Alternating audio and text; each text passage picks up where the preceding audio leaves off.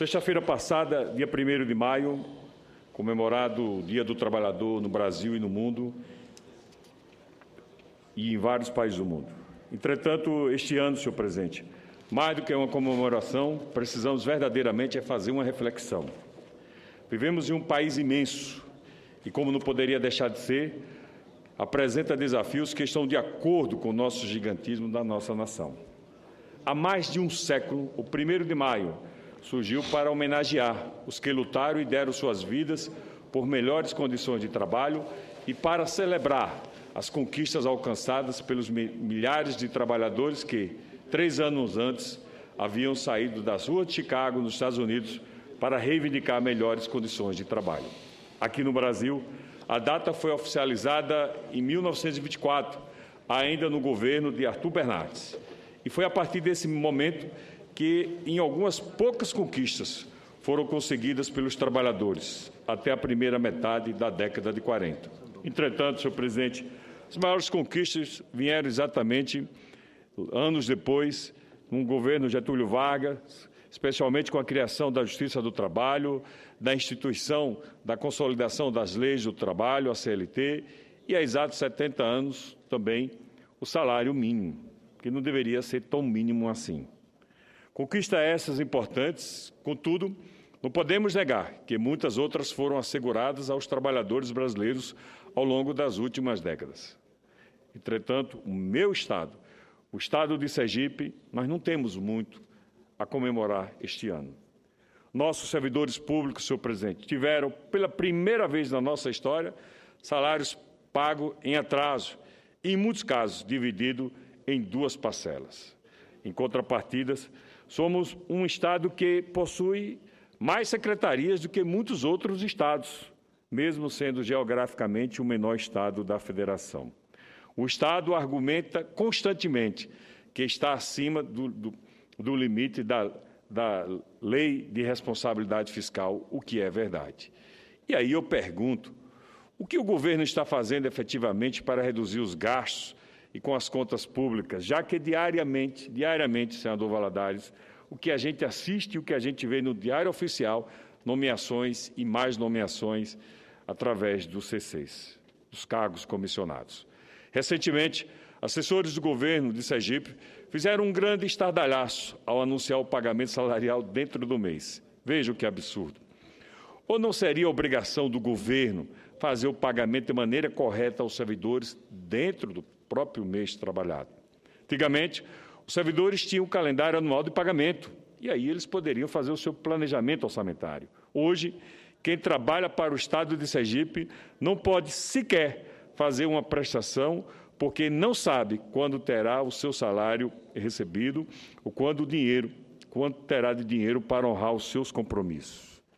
Senhor presidente, a situação do servidor público do meu Estado é tão grave que, após uma Assembleia Geral extraordinária para tratar sobre o plano de cargo e salário, carreiras e vencimento, o Sindicato dos Trabalhadores nos serviços públicos do Estado de Sergipe decidiu paralisar as atividades por 2 dias na semana passada, além de ingressar com ações judiciais contra o governo do Estado. E aqui digo que, recentemente, o Tribunal de Contas, especialmente através do Ministério Público Especial do Tribunal de Contas,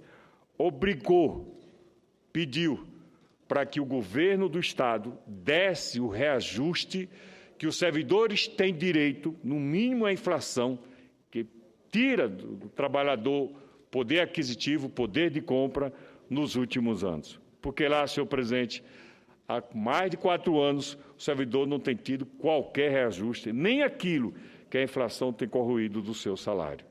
Se já não bastasse todos os problemas, o governo do Estado anunciou as datas do pagamento salarial referente ao mês de abril, mas só o complementou no dia 1º de maio, em pleno feriado. Veja o desrespeito.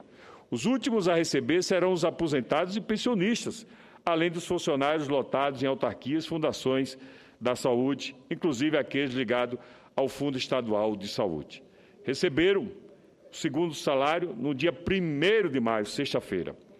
Com os aposentados terão seus salários pagos no feriado, senhor presidente. De que maneira irão receber? Sabemos que, geralmente, os aposentados precisam dos serviços bancários, é verdade. Isso é inconcebível, é inaceitável. Uma falta de respeito sem precedentes na nossa história, na história sergipana. Diante de tudo isso, dos cerca de 12 mil servidores da administração pública estadual, o Sintrase estima que pelo menos 50% paralisaram suas atividades e, com isso, vários serviços prestados à população foram suspensos, entre eles a emissão de carteira de trabalho, documento de identidade, guias de exames do IPE Saúde e vários outros serviços. Tudo isso está acontecendo, senhor presidente, porque o governo de Sergipe está descumprindo a implementação do Plano de Cargos, Salários e Carreiras de Vencimento, o PCCV, que foi uma mera enganação. No ano eleitoral, na véspera da eleição da categoria, e que foi aprovado no ano passado, como já disse, à véspera das eleições. Senhor presidente, o presidente do Sindicato dos Trabalhadores dos Serviços Públicos do Estado de Sergipe, Sintrase, Diogo Araújo, em entrevista ao jornal Sinforme, declarou, abre aspas, o PCCV só existe no papel. Desde o início do ano, tentamos negociar, mas até agora, ele não se sentou com a gente. Fecha aspas. Em outro trecho da entrevista, afirma, abre aspas, o governo já implantou parte do CCV, mas na prática não houve diferença na vida do trabalhador. Dizer que o Estado está sem dinheiro não é justificativa para o desmando administrativo que vem acontecendo. Fecha aspas. Araújo, em entrevista ao portal de notícias Infonet, afirma, abre aspas, até o momento o governo não fez um esforço para sair do limite prudencial, por incrível que pareça. Fecha aspas.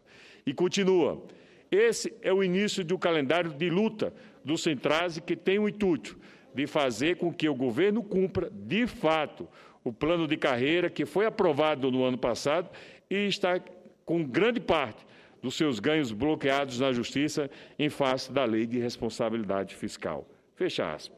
Entretanto, senhor presidente, colegas senadores, o Sindicato dos Servidores Públicos da área administrativa e operacional da educação do Estado de Sergipe afirma, por meio do seu presidente também no jornal Sinforme, que, abre aspas, o Estado mente, o governo mente sobre a queda nas receitas, fecha aspas.